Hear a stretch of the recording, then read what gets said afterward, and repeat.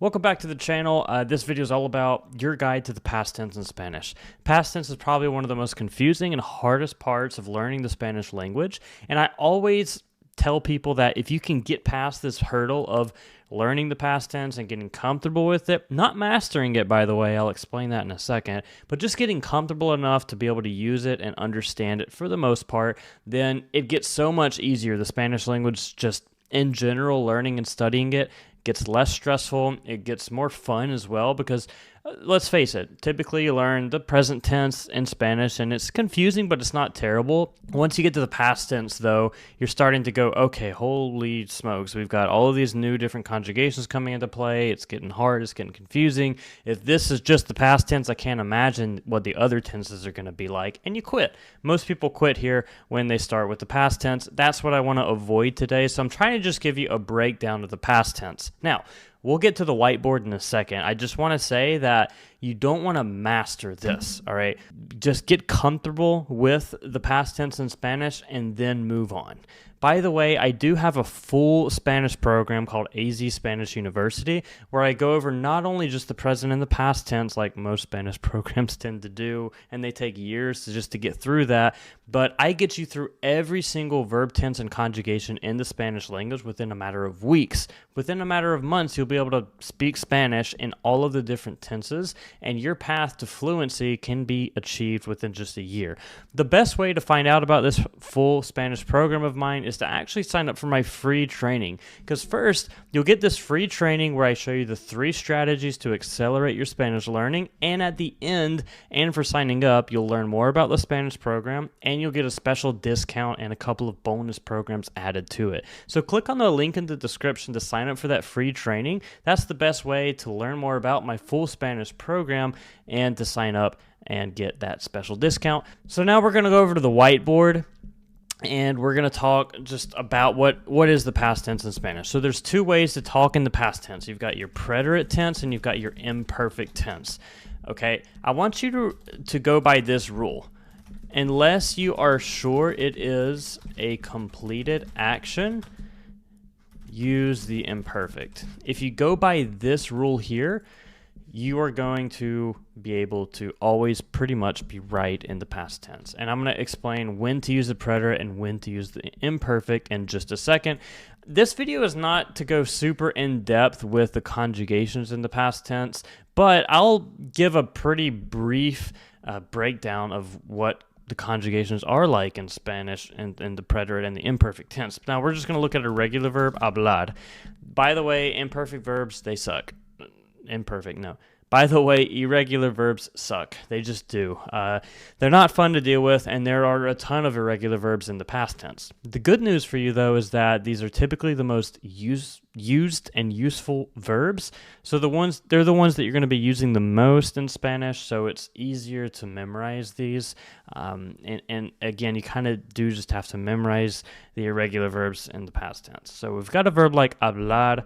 I need to put my keyboard in Spanish really quick so I can put on these accent marks and whatnot, just to show where emphasis will go.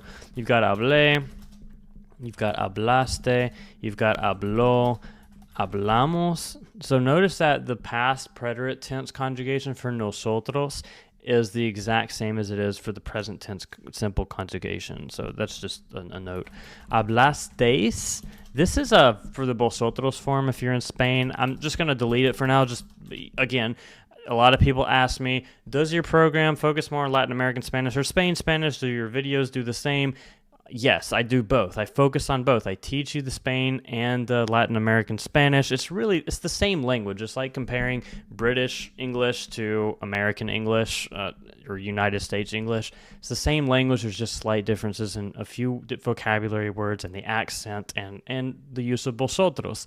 So yes, you'll learn it with me, but I don't like putting such an emphasis on it. Simply put, if you're interested in Spain Spanish or, Spain, just talk to people from Spain, watch Spain shows, and you'll catch on to it. If you're more interested in a Latin American country, just focus on those countries. Every country is going to have slightly different words and slangs and whatnot.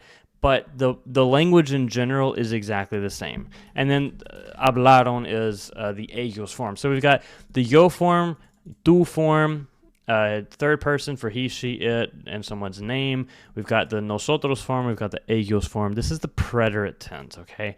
The imperfect tense, and this is for an AR verb. For AR verbs and the imperfect, you're going to have either hablaba, hablabas, hablaba, again, hablábamos, and then hablaban. So notice you just got to know this aba ending, and then you're going to be good to go. Now let's take a look at an IR verb. So we've got something like vivir. You're going to have viví, viviste, vivió, vivimos, and vivieron. All right, this is preterite. And then if you want to learn the imperfect, it's just going to be vivía, vivías, vivía again, vivíamos, and then vivían with an N. So you just got to remember that ia. And same thing with ER verbs. If you have comer, it's going to be comían, comí, comiste, comíamos. It's really the same. So you've really, for the imperfect, you've got to remember you've got ia ending, and then you've got the aba ending if it's an AR verb. And then preterite, you just, it follows the same pattern as we looked at a second ago. But again, this video is not about getting you perfect at the conjugation. You can look up the conjugations on your own. They follow patterns. If you're in my program, again, you're gonna learn in depth how to conjugate along with the patterns, even for irregular verbs. But this is more about the concept. I want you to know when to use each one. And we're going to go through some examples, but just remember that a general rule for preterite is this is for completed actions. Imperfect is, people say ongoing actions, but I think that's confusing. I just like to think of the everything else rule. It's always imperfect unless an action is completed. And also you've got for the word always and used to be. So in Spanish, you don't really have to say used to be. You can just conjugate a verb in the imperfect, and that's going to assume that that used to be is there. If you were to say, I used to play, you would just say jugaba. Jugar is to play, so it would be jugaba, imperfect conjugation, and that's used to play. If you were to say, I always played, it would be siempre jugaba. But let's actually write this down. So we've got, well, first of all, let's look at I played versus I was playing, right? So I played is preterite, jugué. That's how you conjugate in the preterite. And then I was playing would be jugaba. If you were to say I always played, again, we've got the imperfect always triggers the imperfect, so it would be jugaba. Well, technically, siempre jugaba. And then I used to play would be jugaba, right? You just assume that the used to play was there. If you look at another example here, I ate versus I was eating, or he or she was eating, we were eating, anything. This is preterite, I ate, and then I was eating is imperfect. So you can start to kind of just see and feel the difference between, oh, this triggers preterite and this triggers imperfect. If you were to say, I filmed, with that ed ending, I filmed a video, we're assuming that that was a completed action. Like, I filmed it, I'm done with it, it's over with. But if I were to say I was filming, and I don't really specify that I finished filming the video, I'm just describing something. So typically when you're describing, just in general, describing anything or a story, imperfect is your go-to. So I filmed preterite. I was filming imperfect. And that's really all I want you to focus on right now, because again, I like I said, you really want to stay away from trying to be perfect and trying to be a perfectionist when it comes to the past tense in Spanish. It's going to confuse you more, and then you're never going to move on. Again, you just want to get a feel of the preterite and imperfect tense, a feel for the past tense in Spanish, and then move on to something else. Move on to bigger and better things in the language. Most people quit when they get to the past tense, and they think that they have to completely 100% master it before they move on to anything else. That's what you want to avoid. So please subscribe to the channel if you want more videos like this. Like and comment for more. And make sure that you sign up for that free training if you're interested. And just, again, it's 100% free. You're going to learn how to accelerate your Spanish learning. It's New Year's when this video is being filmed. So This is a perfect opportunity for you to become fluent in Spanish by the end of the year. Within just a couple of months, you can be speaking with native speakers in Spanish. And at the end of that free training, if you're interested in learning more with me and having a clear guide, clear roadmap on what to study and when, you've got my full A to Z Spanish University program and a special discount for signing up for that free training.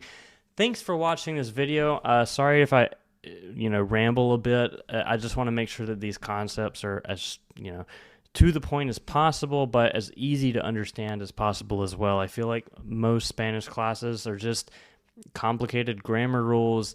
They don't really just show you a practical, hey, this is what it looks like in English, this is what it looks like in Spanish, here's how you use it. And that's what I try to do. Again, I had to learn Spanish myself. I'm not a native speaker, and so I've made the same mistakes that you have. I've been in your shoes before. That's why I personally feel like I'm a better teacher than native speakers, because face it, if someone asked you to explain something in English, you probably wouldn't be able to. You would just say, I don't know, that I just know how to use it. And so I know what your brain is thinking. I know how it works when you're learning these complicated Spanish topics, so I feel like I can explain things a bit better. So again, if you identify with that, if you like my way and style of teaching, check out the free training, subscribe to the channel. See you in the next video. Ciao.